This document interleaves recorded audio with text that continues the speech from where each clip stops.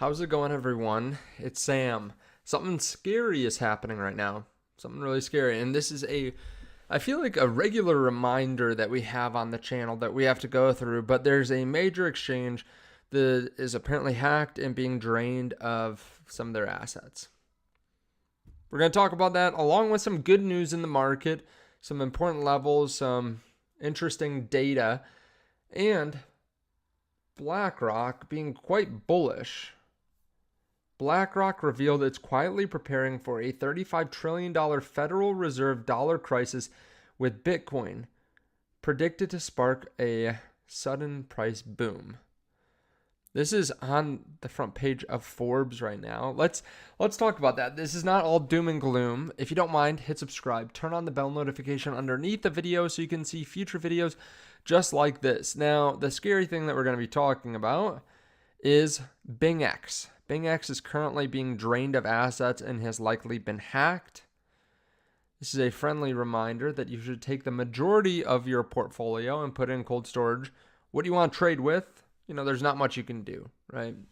You have to have it in some hot wallet or you have to have it on an exchange. If you do want an exchange to trade with, there is a link underneath the video to Margex. It's powered by TradingView. There's no KYC. You don't need a VPN. You can get set up in just a few minutes. And if you have an account over at BingX, you probably should have an account somewhere else or multiple accounts, right? I think everyone should have multiple trading accounts and then store the majority, whatever they're not trading with, somewhere else on cold storage. But this is a friendly reminder because a lot of people do end up storing way too much of their portfolio on exchanges. Now they're doing a 24-hour maintenance. And this is another good reason too. If you're trading, multiple exchanges make sense. Like it makes sense to have some on Margex, some on Week, some on Blowfin, CoinW, like a couple different places to carry out your trades. I do the same thing, right? I use multiple exchanges. BingX, 24-hour maintenance. When maintenance is done, we will announce it through a notice. And then after they posted that, about 10 minutes later, we have Vivian BingX, who is the chief product officer and head of BingX Labs. She said at around 4 a.m., the 20th of September, Singapore time, our technical team detected abnormal network access, suspecting a hacker attack on BingX's hot wallet. We immediately started our emergency plan, including the urgent transfer of assets and withdrawal suspension. There has been minor asset loss, but the amount is small and still being calculated. To protect our user assets, we use a layer management system, and the majority of assets stored in cold wallets and only have a minimal stored amount stored in hot wallets for withdrawals. So they're doing a shutdown for 24 hours. They apologize.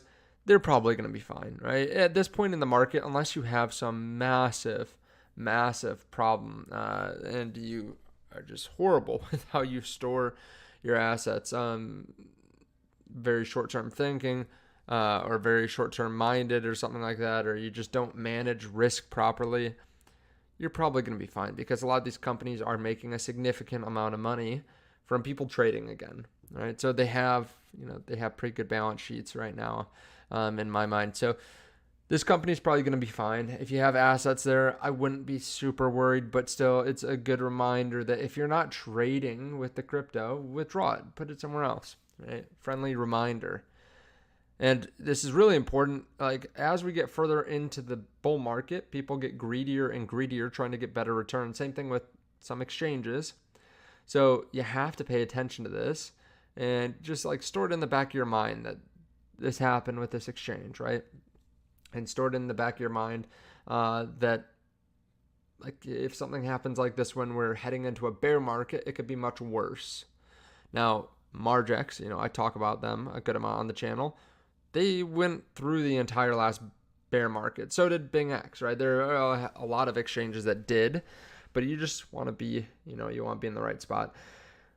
Bitcoin tested the 200-day moving average. It looks like it got rejected, at least, today. Maybe it breaks through tomorrow, but around 64,000. So a little bit of resistance there, then 65, then, upper 60s is the next area. We have Dylan LeClaire pointing out that Forbes right now is saying BlackRock reveals it's quietly preparing for a $35 trillion Federal Reserve dollar crisis with Bitcoin predicted to spark a sudden price boom. Okay, so, I mean, this is Forbes, very well respected in a lot of people's minds. And yeah, they're talking about how BlackRock has quietly gotten ready for this Federal Reserve dollar crisis. Bitcoin has suddenly surged higher following the Federal Reserve's first post-pandemic interest rate cut that's predicted to send the Bitcoin's price skyrocketing. The Bitcoin price has climbed to over $62,000 per Bitcoin, with traders now turning to a China shock and awe earthquake after the Fed surprised traders with a 50 basis point cut, kicking off what is expected to be a fresh liquidity cycle that could put Bitcoin and crypto market on the cusp of a major move. Now, as fears swirl, the US dollar is on the verge of total collapse.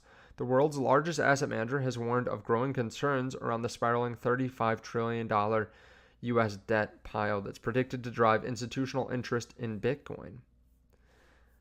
So they say growing concerns in the U.S. and abroad over the state of U.S. federal deficits and debt has increased the appeal of potential alternative reserve assets as a potential hedge against possible future events affecting the U.S. dollar. This is coming from, I believe, Eric Balkanis. I saw it earlier, but I think this is coming from one of their lead analysts in the crypto space. This is why some have called Bitcoin the second amendment of money. Yep. So Eric Balkanis posted this on X, adding the U.S. debt pile of $35 trillion that's growing at a clip of $1 trillion every 100 days has no end in sight.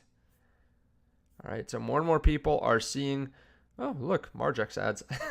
More and more people are seeing what BlackRock is doing. They're paying attention to it now. It's being broadcast throughout the markets on CNBC, on Forbes, etc. So I think more and more people are starting to pay attention to Bitcoin like they haven't really done before. And as there's more liquidity, as there's more debt, people are going to look for hard assets. Bitcoin ETFs being bought up so far today. GBTC, $0 day. Mini had a plus $10 million day. EasyBC, BITB both had large inflows or pretty decent sized inflows. ARKB bought $81 million worth of Bitcoin. Fidelity bought $50 million, and we don't have anything from BlackRock yet, but we have seen a pretty sizable amount of Bitcoin being bought here today. Michael Saylor points out, for investors, Bitcoin is a unique diversifier. BlackRock has published some excellent research on this topic, which articulates the value of Bitcoin and dispels popular misconceptions. Now, I actually just got done listening to Michael Saylor. I listened to a 3.5-hour podcast with Graham Stephan, and I rewatched his Bitcoin Nashville speech as well. I don't know, maybe I'm crazy, but I love listening to Michael Saylor talk about Bitcoin, to cover even some of the basics that I've heard 5-10 times. It's nice to hear again, because a lot of the time we get so dialed in to what's happening day to day with news that we sometimes just don't even pay attention or continue to brush up on some of the most basic things, like what are a few reasons, a handful of reasons why the rich like Bitcoin. Not who bought today, who sold today, but remember why it is that people want to hold Bitcoin. Because it's immutable, because they can send it across the world, because no one can change it, because it is an asset that is very scarce. There are a handful of other reasons too, right?